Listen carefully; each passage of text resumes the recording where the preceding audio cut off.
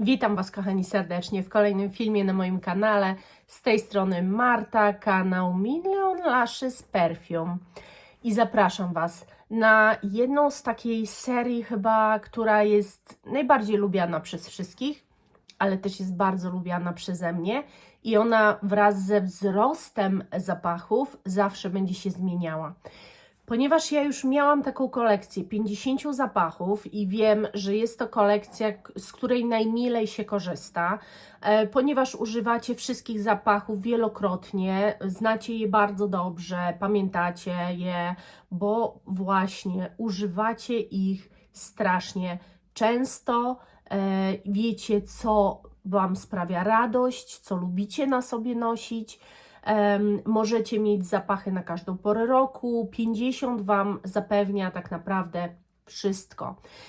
I pomyślałam, że skoro ja już zapachów jako zapachów mam praktycznie 200, może nawet ponad, łącząc z perfumetkami, odlewkami i tak dalej, zapachów jako zapachów, które też trzeba używać, zużywać i też dawać do miesięcznic, że tak powiem, to pomyślałam sobie, że może będzie i dla Was, i bardzo dla mnie też ciekawe, jak się zastanowię i wybiorę tylko 50 zapachów, które u mnie powinny zostać, które bardzo bym chciała mieć, gdybym miała okroić całą moją kolekcję właśnie tylko do tych 50.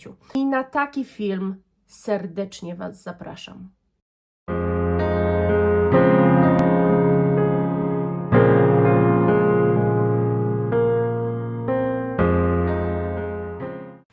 Dzisiaj jest część pierwsza tego filmu, dlatego że to nie jest tak, że ja podzieliłam to na kategorie, podzieliłam to po prostu na pół, zrobię dwie części. Po pierwsze, zbyt długi filmik byłby, gdybym miała Wam wymieniać 50 zapachów. Po drugie, dla mnie jest to uciążliwe, bo gdzie mam postawić te 50 zapachów, żeby je wyciągać i Wam o nich mówić. A po trzecie, zbyt długi filmik też przez Was niejednokrotnie jest oglądany nie w momencie wypuszczania filmu, tylko no już nastawiacie się, że musicie go włączyć wtedy, kiedy macie czas, żeby obejrzeć od dechy do dechy. Więc z myślą o Was, o mnie, o organizacji, o tym, że ja później muszę to posprzątać i znowu włożyć i 50 jest trudniej niż tylko 25, no to jest część pierwsza i zaczynamy, kochani. Zaczynam od Muglera, dlatego że to jest marka, która, ja nie wyobrażam sobie, żeby tej marki u mnie nie było, a przynajmniej tych zapachów większości, które mam.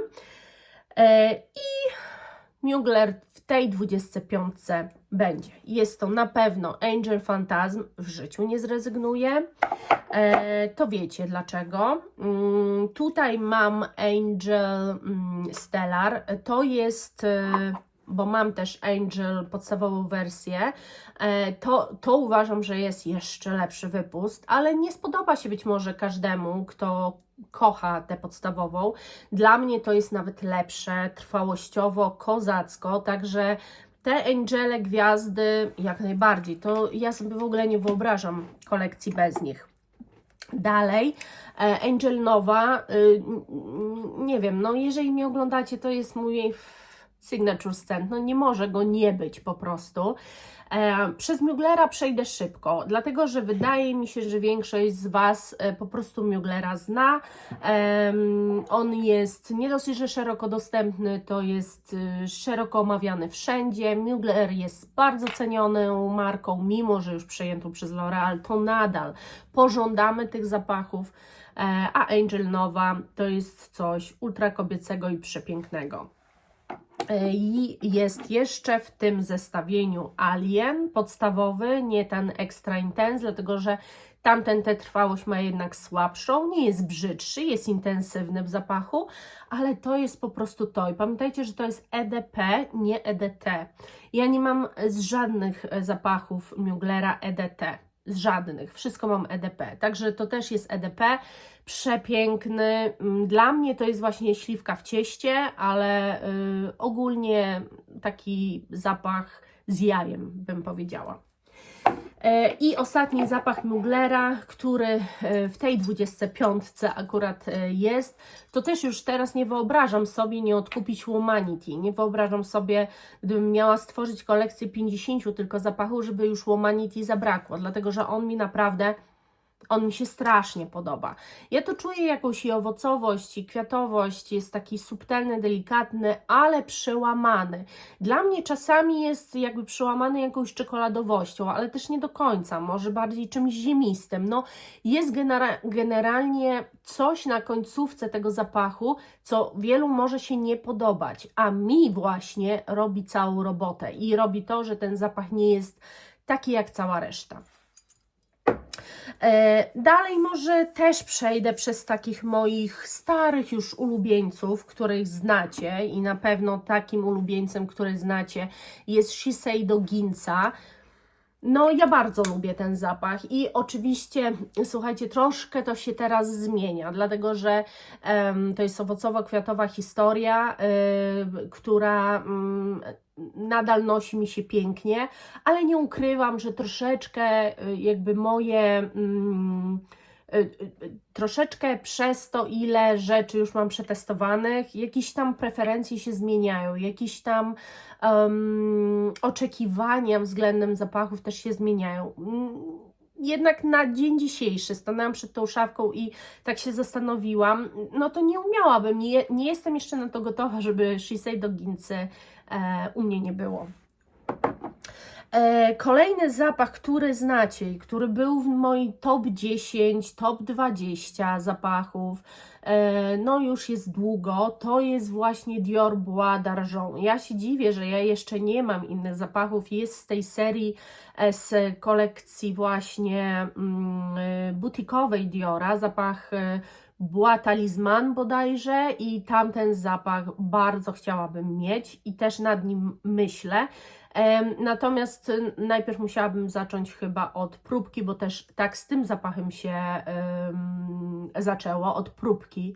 Dostałam próbkę i powiedziałam Wojtkowi, że ja po prostu go chcę na urodziny i tak też pojechał do butiku i mi kupił i stał się to mój uwielbiany, ulubiony. Swego czasu w ogóle on, gdyby nie moje poznanie Initio i tak dalej, on właśnie pretendowałby do zapachu na mój ślub, dlatego że on jest tak niezwykle elegancki i tak ma dużo do powiedzenia, jest strasznie mocno projektującym zapachem, bardzo, bardzo, bardzo długotrwałym, że on był pretendentem do tego, no ale czasy się zmieniły, zmieniła się moja kolekcja, doszło tu bardzo dużo różnych zapachów i dlatego jest jak jest. Ten zapach moim zdaniem bardzo długo nie zejdzie z tej takiej topki, którą zawsze w kolekcji chciałabym mieć i też trochę go oszczędzam, nie oszukujmy się. No i dobrze, na pewno też zawsze w topce, słuchajcie, jest Dolce Gabbana Q. Tak, i to się póki co nie zmienia, mimo że ja rzadko po niego sięgam. I głównie dlatego, że mam tyle zapachów i tyle testuję, ale nie dlatego, że nie chciałabym go mieć, bo ja tęsknię za nim, ja uwielbiam go używać, czuję się w nim fenomenalnie. To jest też mój zapach, który bardzo często ląduje zamiast Libre właśnie na weselach, na jakichś imprezach, na jakichś komuniach go zakładam, bo jest po prostu bardzo elegancki i robi dla mnie to, co ma robić, czyli powoduje, że ja się czuję elegancko. Teraz mam multum innych, które dają mi efekt nieziemskiej eleganckości, takiej wręcz luksusowości, ale nadal to jest zapach, z którym ja nie potrafiłabym się na dzień dzisiejszy rozstać, nie potrafiłabym mu powiedzieć, że ma nie wylądować w tej 50. No i dlatego jest. No i mniej więcej resztę chyba Wam właśnie już powiem tak może inaczej niż to zwykle było. To zacznę od Kinetic. Teraz obecnie jakich zestawień Wam nie robię, Kinetic jest. To tytan trwałości, to kobiecy zapach w topce. No tak, no bo jak ja się w jakimś zapachu zakocham i się zadurzę w nim na amen, to nie potrafię nie mówić Wam o tym zapachu cały czas. Ja Wam chcę po prostu mówić o przepięknych, fantastycznych zapachach, które dodają energii, bo te zapachy zdecydowanie, ten zapach zdecydowanie dodaje energii. To jest taki zapach umilacz, taki zapach też pokazujący, że jesteście. Ja go po prostu uwielbiam. I jeżeli ktoś jeszcze go nie testował, możecie do mnie, pamiętajcie, zawsze napisać. Ja Wam mogę odlewkę zrobić, czy próbkę jakąś zrobić. Jeżeli jeszcze go nie testowaliście, to naprawdę to jest geniusz. No i musiałby się znaleźć, już sobie nie wyobrażam. Kolejny, no to też, ja nie wiem, czy to będzie jakieś zaskoczenie, wydaje mi się, że nie, ale też fajnie jest jednak taki zbiór Wam zrobić, bo ten film nie ma na celu tylko Wam pokazania po raz kolejny tych samych zapachów, ale też uświadomienia mi, jak bardzo się zżywam z pewnymi zapachami. I z tym zapachem się zżyłam niesamowicie, nie wiem, to jest już więź nierozerwalna, bym powiedziała, Initial Narcotic Delight, dlatego że no, to jest mój ślubniaczek już i nic z tego nie zmieni, że to jest mój ślubniaczek i on będzie wiecznie mi te chwile przypominał i wiecznie te dni przypominał i po prostu nie wiem, co by się musiało stać raptownie, jak bardzo nos by mi musiał się zmienić, albo na skórze musiałby mi inaczej, może hormony, żebym ja nie chciała go w swojej kolekcji. Na pewno, słuchajcie, obecnie, mimo że to jest chyba najkrótszy, nie no, są jeszcze zapachy, które są krócej w mojej kolekcji, ale to jest zapach, który jest bardzo krótko w mojej kolekcji i to jest Fugazi Sugar Daddy.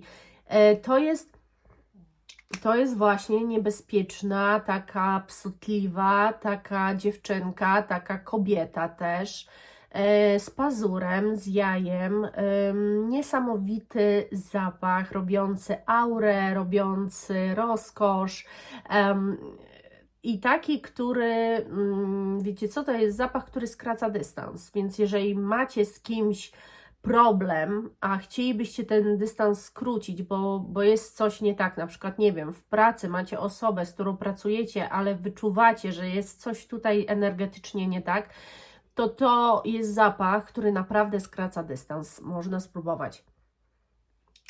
Jest naprawdę śliczny. Ponieważ chciałabym, żeby też ta moja 50 była taka dosyć różna, ale dzisiaj mówimy tylko o 25, to chciałabym, żeby, słuchajcie, zapach BDK Gris Charnel też był w mojej kolekcji. Może w tej wersji Extra, którą miał Wojtek mi kupić w efekcie, źle spojrzał, może w tej wersji Extra, natomiast to jest po prostu zapach, który jest takim zimowym, ale też nie do końca może. Najlepiej się w nim czuję zimą, ale mówię o Was. Niektórzy mi pisaliście, że nie, że fajnie go używać, że fajnie brzmi. Na mnie nie. Na mnie się coś zmienia i jednak zimą on brzmi fenomenalnie, a latem mam lekki zgrzyt. Natomiast ten zapach po prostu jest świetny i nie ma co się oszukiwać i gdyby mi go zabrakło, byłoby mi przykro, bo też w takiej kategorii starałam się na to spojrzeć, że za którym zapachem bym tęskniła i tutaj mi się wytworzyła taka właśnie tęsknota, że jak to, nie mam go w kolekcji, ale jak to? Kolejny, słuchajcie, zapach, może Was bardzo zdziwię, ale jest to Valentino Donna Born in Roma Extra Dose. To jest zapach, który naprawdę bardzo, bardzo mi się spodobał. To jestem taka też ja, bo ja taką kolekcję miałam głównie z takich zapachów, ale on jest intensywny, jest słodki, strasznie kobiecy, wibrujący, fantastycznie się noszący, bardzo długotrwały, po prostu świetny. Ja nie wyobrażam sobie teraz, że tego zapachu u mnie nie ma po prostu. I stwierdziłam, tak spojrzałam na niego i tak pomyślałam, kurczę, no to jest zapach, do którego serce mi szybciej bije, więc jak najbardziej musiał się tu znaleźć. Też takim zapachem, do którego, który jest trochę inny, ale też jest bardzo noszalny i to jest zapach ogólnie rzecz ujmując bardzo obiektywnie piękny, chociaż ciężko mówić obiektywnie o zapachu, który się uważa za piękny, jeżeli jeszcze on jest w naszej kolekcji, był wcześniej testowany i był na wishliście i ja Wam mówię, że on jest obiektywnie piękny. Ale dla mnie, słuchajcie, obiektywnie jest piękny i to jest Franck Boclet Cocaine. Jak widzieliście w tamtych topkach moich takich kobiecych jest Angie, a nie Cocaine. I dlaczego? Cocaine jest dla mnie zapachem takim przełamanym ziołem. Ja bym powiedziała, że to jest ale jakaś marihuana albo coś takiego. I nie wiem, czy w ogóle można mi te słowo tutaj mówić. Czasami po prostu ten algorytm YouTube'a wychwytujący te słówka dziwi mnie i nie wiem, co w końcu można, czy jest wolność słowa, czy nie, chyba nie ma, bo pewnych rzeczy po imieniu nie można nazwać. W każdym razie ten zapach jest po prostu niby dosyć posłodzony gdzieś tam, jakiś taki słodkawy, ale ja właśnie wyczuwam te zioło. I to powoduje totalny, nie inny dla mnie odbiór zapachu, taki, który mnie zaskakuje. I w ogóle ja się fenomenalnie w nim czuję i jakoś tak tęskno by mi było, gdyby go nie było. Bardzo też bym się stęskniła za Franckiem Boclet Orchid. Wiecie, to jest nawet dla mnie obecnie piękniejszy zapach i taki, po który chętniej nawet sięgam niż Mon Guerlain od Guerlaina.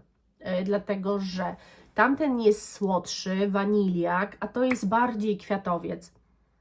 I tu jest po prostu wszystko jest w punkt jest tej pudrowości, w punkt jest tych kwiatów. Nie ma tu nic przesadzonego, nic ostrego, nic wulgarnego. On jest po prostu idealnie skomponowany. To jest zapach, który ja też jestem w stanie latem założyć. To nie jest dla mnie tylko na zimę zapach, bo on, mimo że ma funkcję otulającą, to latem mimo wszystko układa się przepięknie, bo te kwiaty bardzo fajnie grają, więc no nie wyobrażam sobie. Nie wyobrażam sobie i tutaj powiem Wam, to jest po prostu mój zapach dzieciństwa też, a chodzi o zapach mandarynki. Dlaczego to jest zapach dzieciństwa? Zapach mandarynki jest moim zapachem dzieciństwa, ponieważ w okresie świąt Bożego Narodzenia zawsze kupowało się mandarynki, jedliśmy je kilogramami dziennie, dosłownie. I to był nasz rytuał, jedzenie tych mandarynek. My zasiadaliśmy wieczorem po prostu do torby wielkiej mandarynek i wszyscy po prostu wszczanialiśmy te mandarynki. I to się działo tylko i wyłącznie w okresie świątecznym i w święta same też. I zapach tych mandarynek, bo wiecie, te całe pomieszczenie było u nas, cały salon brzmiał mandarynkowo. Jak się do niego wchodziło, to rzucała Wam się na twarz ta mandarynka. Coś po prostu niesamowitego. I ja zawsze chciałam. Miałam wcześniej z Jo Malone ten mandarynkowy, a teraz mam to. I to jest intensywne, także ja nie powiedziałam chyba, ale chodzi o Aqua Allegoria Guerlaina Mandarin Basilic. Ja mam wersję Forte, czyli wodę perfumowaną i to jest po prostu coś, co uwielbiam, kocham, co przypomina mi pewne rzeczy, co jest czymś rozweselającym też w jakimś tam stopniu. Nie wiem, nie wyobrażam sobie, że zapachu mandarynek nie mam w kolekcji. A uważam, że to jest jeden z najlepszych zapachów mandarynek, jaki można sobie wyobrazić. Nie wyobrażam też sobie, chociaż już dużo sprzedałam, nawet nie wiem ile tego mam i muszę już chyba zacząć oszczędzać. Nie wyobrażam sobie nie mieć The Marchand of Venice, Queen of the Night. Ja nie wiem, ale to jest zapach po prostu elegancji w czystej postaci oraz luksusu. Ja nie mam zapachu, uważam, bardziej eleganckiego od tego. To jest naprawdę taki połączenie dla mnie tu jest wszystkiego, bo ja i wyczuwam jakąś taką skórzaność, ten szafran właśnie, który tak dla mnie gra, ale też taki balans między, on nie jest w ogóle słodki, on jest dosyć jednak świeżym zapachem. Ta skóra nie jest kwaśna dla mnie, tylko właśnie taka stonowana, która mnie jakoś tak ubiera. W ogóle tak bym nazwała trochę ten zapach jak taki couture właśnie, taki ubierający mocno, przyskórny, bardzo długotrwały, ale ubierający. Nie wiem, to jest taka opowieść i historia, której też ciężko w ogóle opowiedzieć o tym zapachu tak dokładnie, bo wydaje mi się, że też każdy może go odczuwać inaczej, ale to, co ten zapach robi dla mnie, no to ja sobie nie wyobrażam, nie? Myślę też, że kolejnymi też Was nie zaskoczę. I teraz będzie Boho Boko Wet Cherry Liqueur. To jest zapach, który wybrałam ze wszystkich sherry, jakie mam. Ten zapach daje mi najwięcej, jest najbardziej inny. To jest najbardziej inne sherry. I naprawdę przygotowując się do tego filmu, w sensie przygotowując 50, naprawdę zastanawiając się, co chcę, czego ja oczekuję, jak ja bym chciała stworzyć tę moją kolekcję 50 zapachów.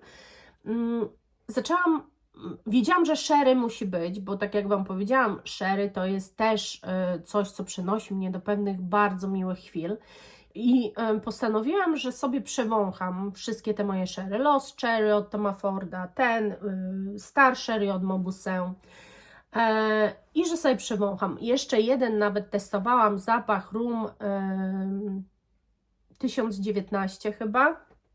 Już teraz nie pamiętam, ale wiecie co mam tutaj? Zaraz Wam powiem, jaki testowałam sherry zapach, bo testowałam.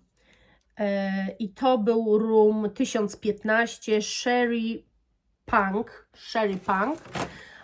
I on jest bardzo zapachem zbliżonym do Toma Forda Lost Cherry. Natomiast on najbardziej od nich odbiega, bo tu sherry czuć, ale czuć coś ponadto. Jest jakaś taka pudrowość, jest jakaś taka też słodkość czegoś innego. Sherry jest troszkę ujarzmione, nie jest tak bardzo, ani nie daje alkoholowością jakimś likierem, jest czymś bardzo subtelnie podanym, najsubtelniej z tych wszystkich sherry, jakie mam, a mówiłam Wam, że jak się nazywa zapach sherry, to wiadomo, że sherry dominuje i naprawdę wybrałam jednak ten zapach. Jest przepięknie skomponowany, niesamowicie trwały i niesamowicie się zmieniający, bo on jednak na początku bardzo wali tą sherry. I na początku jak się popsikacie, to tak strasznie ta wiśnia daje, ale jak się ułoży, to właśnie nie. Jest taki idealny balans. Zostało nam 6 zapachów jeszcze, więc może powiem o jednak jakim zapachu Toma Forda. Wiecie co, ten zapach jest związany też z osobą, która bardzo mi pomogła. Jakoś tak była takim dla mnie wsparciem. Ja nie wiem, czy Monika nadal mnie ogląda, bo Monika nie pisze nigdy komentarzy. Monika nie jest zarejestrowana na Google, więc nie może dodawać komentarzy, ale to była jedna z moich pierwszych widzek, która jeszcze oglądała, kiedy kanał był bardziej makijażowy. Ona wymyśliła też tak naprawdę, żebym ja zaczęła rozmawiać o perfumach. Trochę dzięki niej znajduję się tu, gdzie się znajduję, bo to była pierwsza widzka, która wysłała mi próbki perfum, dosyć sporo.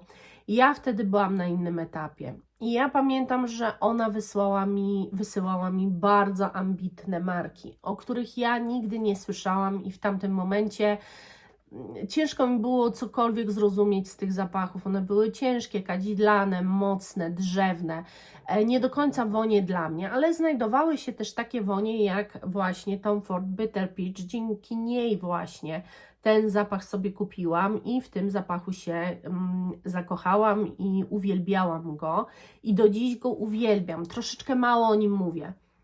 Ja, słuchajcie, wiem, że troszeczkę mało o tym zapachu mówię, ale to głównie dlatego, że mam tego tyle, ciągle kupuję jakieś nowości, o których też Wam chcę powiedzieć, ale właśnie przy jakichś topkach postanowiłam go uwzględniać, bo to jest taka dla mnie dosyć ważna historia. W ogóle Monika jest dla mnie do tej pory taką ważną osobą, mimo że już kontaktu za bardzo nie mamy, ale też wiem, że jej się urodziło dziecko i wiadomo jak to jest. Tak samo jest z Iloną, której się też dziecko urodziło, które też mnie bardzo wspierała zawsze. No i wiadomo, i nie ma już tak czasu na oglądanie filmików. Ja to wszystko rozumiem. No i ten zapach bardzo mi się z nią kojarzy, ale nie dlatego jest akurat w topce, że mi się z nią kojarzy, tylko raczej dlatego, słuchajcie, że ten zapach ma coś w sobie wyjątkowego. Jest dosyć uzależniający. To jest taki zapach, słuchajcie, który jest bardzo moim zdaniem, który się raczej spodoba większości. Jest to najlepiej podana brzoskwinia, jaką ja kiedykolwiek wąchałam.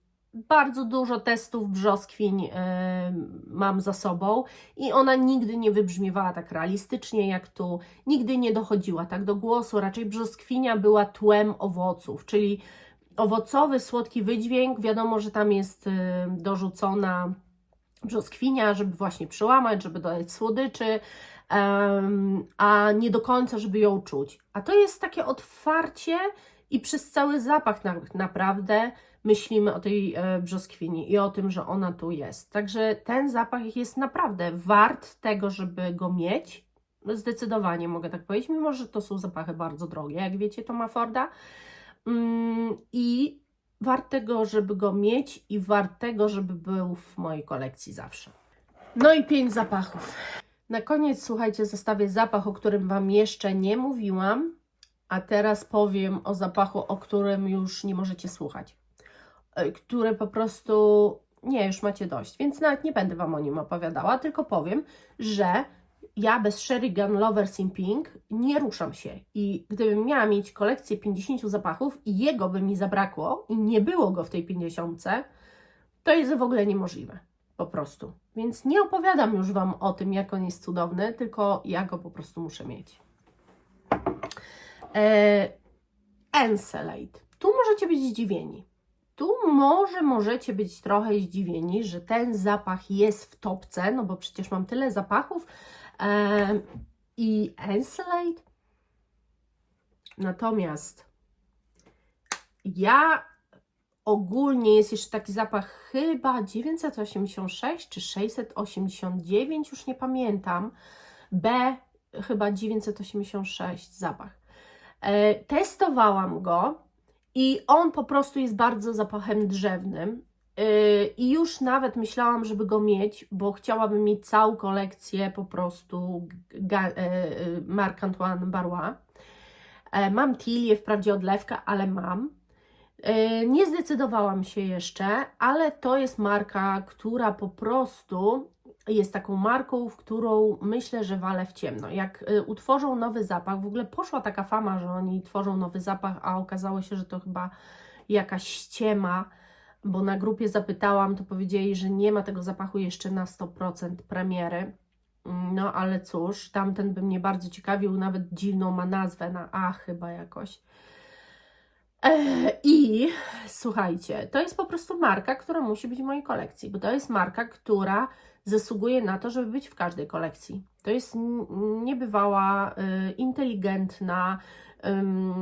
Tu jest dla mnie wszystko, czego ja oczekuję, jeżeli szukam indywidualnego zapachu. Czegoś innego niż po prostu wszystko. Jeżeli szukam nie słodkiego zapachu, tylko bardzo świeżego, bardzo trwałego, bardzo projektującego, to Marc Antoine Barrois wszystko to Wam da. Naprawdę. Ten zapach jest, o Jezu, ten zapach jest tak fenomenalny. Ja po prostu się totalnie w nim zakochałam. Totalnie się w tym zapachu zakochałam.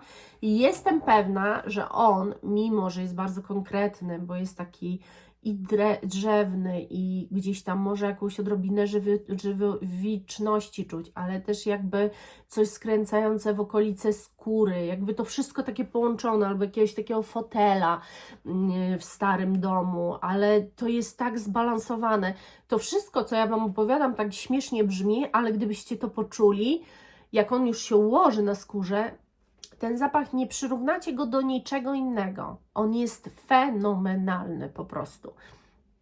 I nie wyobrażam sobie kolekcji bez niego i tak samo nie wyobrażam sobie kolekcji bez Ganymede, bo Ganymede jest już, można powiedzieć, zapachem, który ja mogę powiedzieć, że jest top of the top. To jest na pewno zapach, który jest w pierwszej dziesiątce.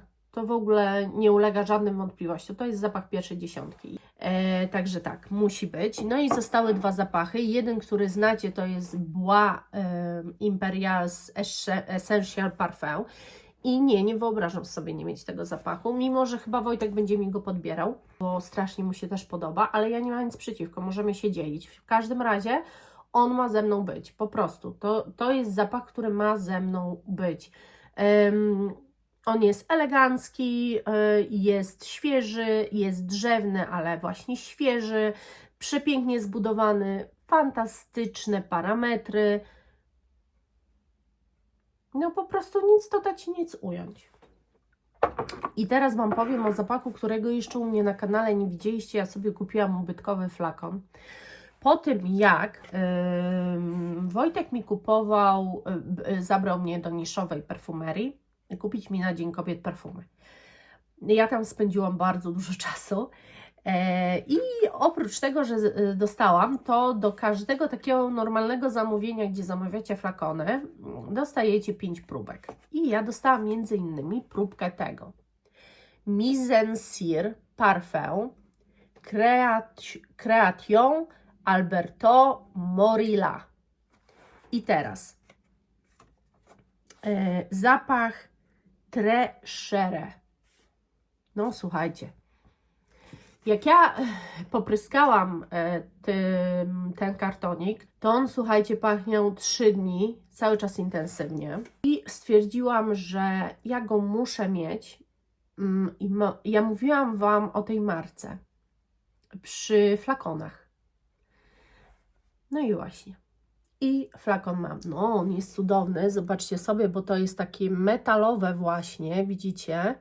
O, to jest właśnie takie metalowe, fajne, złoty korek z napisem M, inicjałem jakby marki. Przepiękny, bardzo prosty, ale jest naprawdę świetny, bo na przykład Sheridan nie ma tego czegoś, a ten ma to. Sheridan, ten korek ma taki, wiecie, on jest ciężki dosyć korek, ale już ma tu jakieś takie aplikacje, co nie do końca, a to jest takie proste, on jest naprawdę prześliczny, podoba mi się strasznie. Ale to, co jest w środku, to jest magia kobiecości. To jest piękno w czystej postaci. To jest w ogóle białokwiatowiec. To jest białokwiatowiec słodki. I jak ja Wam na przykład powiem, no tu są białe kwiaty, no i wanilia.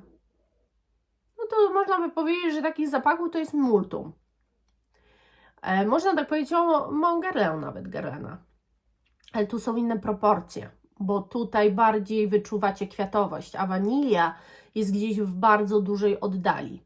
Jest też idealnie zbalansowany ten zapach. On jest jak taka momentami też cytrusowość. Jeżeli zaaplikujecie go w dużej ilości, on raczej zabije otoczenie. To jest zapach troszkę zachowujący się jak herba pura albo kirkę momentami. W sensie tylko i wyłącznie dużej ilości. Jeżeli nim natomiast psikacie się tylko raz bądź 2 razy ewentualnie, to gwarantuję Wam, że zapach zachowuje się bardzo subtelnie i nadal ma projekcję, ale jest w tej swojej projekcji, w tym wszystkim dosyć delikatny. I generalnie dla mnie jest to zapach czysto kobiecy. Ja takie też uwielbiam. Ja uwielbiam ogólnie kobiece zapachy. Nie wiem, dla mnie to jest takie moje odkrycie.